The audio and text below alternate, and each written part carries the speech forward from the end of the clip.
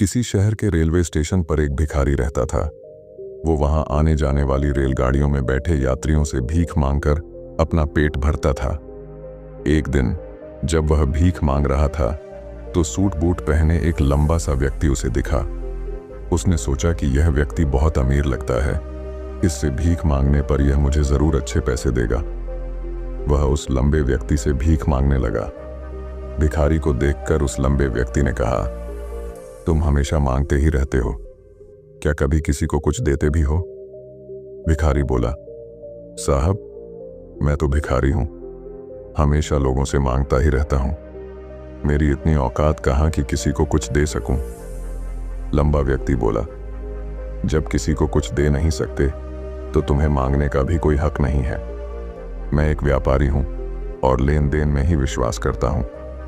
अगर तुम्हारे पास मुझे कुछ देने को हो तभी मैं तुम्हें बदले में कुछ दे सकता हूं।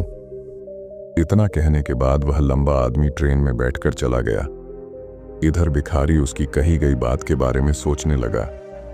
उस लंबे व्यक्ति के द्वारा कही गई बात उस भिखारी के दिल में उतर गई। वह सोचने लगा कि शायद मुझे भीख में अधिक पैसा इसीलिए नहीं मिलता क्योंकि मैं उसके बदले में किसी को कुछ दे नहीं पाता हूं। लेकिन मैं तो भिखारी हूं, किसी को कुछ देने लायक भी नहीं हूं। लेकिन कब तक मैं लोगों को बिना कुछ दिए केवल मांगता ही रहूंगा? बहुत सोचने के बाद उस भिखारी ने निर्णय किया कि जो भी व्यक्ति उसे भीख देगा उसके बदले में वह भी उस व्यक्ति को कुछ जरूर देगा। लेकिन अब उसके दिमाग में यह प्रश्न चल रहा था कि वह खुद भिखारी है तो भीख के बदले में वह दूसरों को क्या दे सकता है। इस बात को सोचते हुए 2 दिन हो गए, लेकिन उसे अपने प्रश्न का कोई उत्तर नहीं मिला था। तीसरे दिन जब वह स्टेशन के पास बैठा हुआ था तभी उसकी नजर कुछ फूलों पर पड़ी जो स्टेशन के आसपास के पौधों पर खिल रहे थे। उसने सोचा, क्यों ना मैं लोगों को भीख के बदले कुछ फूल दे दिया करूं। उसको अपना यह विचार अच्छा लगा और उसने वहां से कुछ फूल तोड़ लिए। अब वह ट्रेन में भीख मांगने पहुंचा। अब जब भी कोई उसे भीख देता तो उसके बदले में वह भीख देने वाले को कुछ फूल दे देता। उन फूलों को लोग खुश होकर अपने पास रख लेते थे।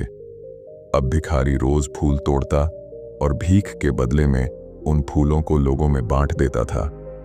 कुछ ही दिनों में उसने महसूस किया कि अब उसे बहुत अधिक लोग भीख देने लगे हैं। वह स्टेशन के पास के सभी फूलों को तोड़ लाता था। जब तक उसके पास फूल रहते थे तब तक उसे बहुत से लोग भीख देते थे, लेकिन जब फूल बांटते बांटते खत्म हो जाते तो उसे भीख भी नहीं मिलती थी। अब रोज ऐसा ही चलता रहा। एक दिन जब वह भीख मांग रहा था तो उसने देखा कि वही लंबा व्यक्ति ट्रेन में बैठा है जिसकी वजह से उसे भीख के बदले फूल देने की प्रेरणा मिली थी। वह तुरंत उस व्यक्ति के पास पहुंच गया और भीख मांगते हुए बोला, आज मेरे पास आपको देने के लिए कुछ फूल हैं। आप मुझे भीख दीजिए तो बदले में मैं आपको कुछ फूल दूंगा। उस लंबे व्यक्ति ने उसे भीख के रूप में कुछ पैसे दे दिए और भिखारी ने कुछ फूल उसे दे दिए। उस लंबे व्यक्ति को यह बात बहुत पसंद आई। वह बोला, वाह क्या बात है, आज तुम भी मेरी तरह एक व्यापारी बन गए हो। इतना कहकर फूल लेकर वह लंबा व्यक्ति अपने स्टेशन पर उतर गया।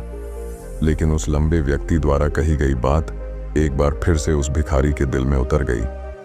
वह बार बार उस लंबे व्यक्ति के द्वारा कही गई बात के बारे में सोचने लगा और बहुत खुश होने लगा। उसकी आंखें अब चमकने लगीं। उसे लगने लगा कि अब उसके हाथ सफलता की वह चाबी लग गई है जिसके द्वारा वह अपने जीवन को बदल सकता है।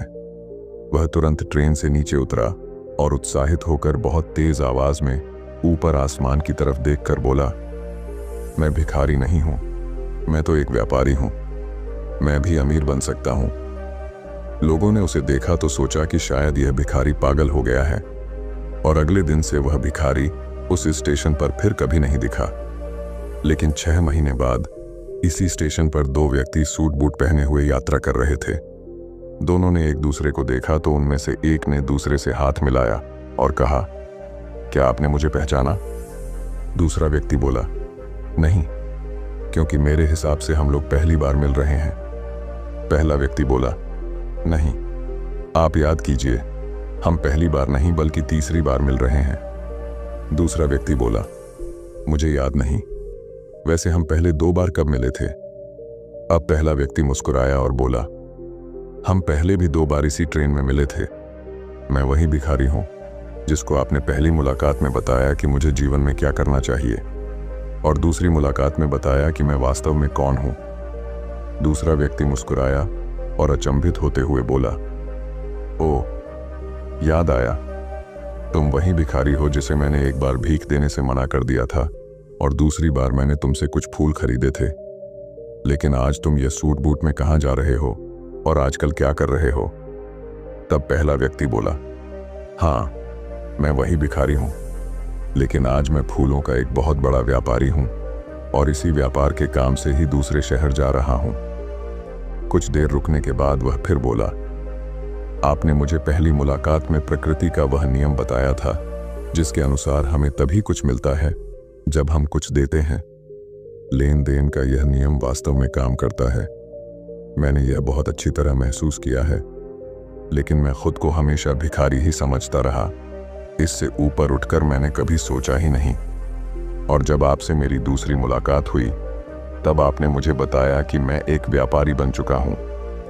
अब मैं समझ चुका था कि मैं वास्तव में एक भिखारी नहीं बल्कि व्यापारी बन चुका हूं।